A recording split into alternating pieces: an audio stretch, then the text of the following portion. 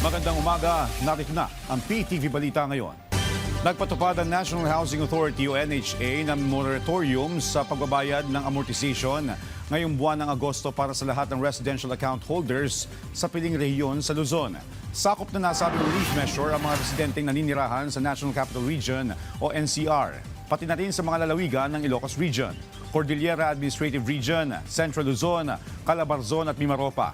Layunin ng temporary suspension na ito na magbigay ng kaunting ginhawa at pagkakataong makabangon ang mga pamilyang labis na naapektuhan ng mga nagdaang bagyo at ng habagat nang walang ipinapataw na karagdagang interes o penalty.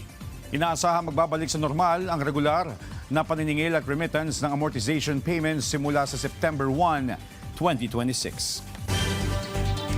Nadaraanan na ulit ng mga motorista at commuter ang kalsadang apektado ng gumuhong pader sa Forbes Park sa bahagi ng EDSA Ayala sa Makati matapos ang mga pag-ulang dala ng habagat.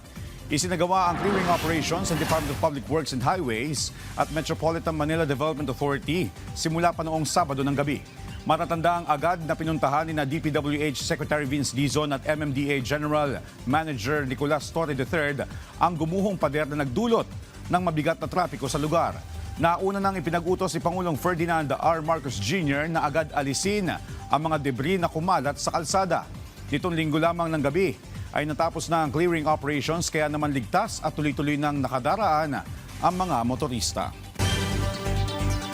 Samantala, umakyat pa sa 10 ang nasawi sa landslide sa Barangay Gisad, Surong sa Baguio City, ayon sa Baguio City Public Information Office. Batay sa pinakahuling ulat, kaninang alas 2 na madaling araw, 10 ang kumpirmadong patay habang 3 ang nailigtas ng buhay. Ayon sa Baguio City PIO, tukoy na ang lahat ng natabunan sa pagguho na aabot sa 13 individual. Naganap ang landslide bandang alas 7 ng gabi noong linggo, kasabay ng malakas na pag-ulan bunsod ng habagat. 3 bahay ang natabunan ng pagguho ng lupa at nasa 5 pamilya ang apektado.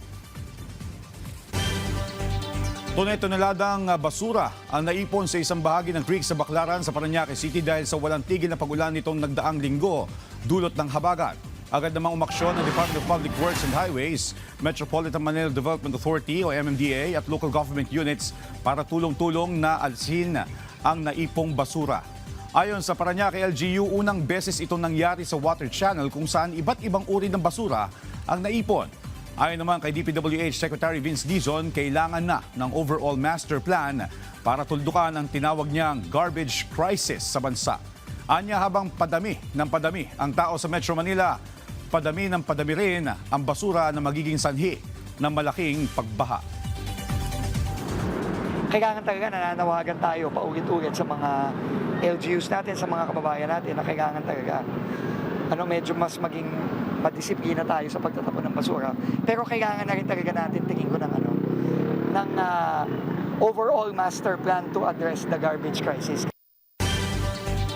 At yan ang mga balita sa oras na ito. Para sa iba pang update, follow at ilike kami sa aming social media sites sa @PTVPH. Ako po si Joshua Garcia para sa Bayan.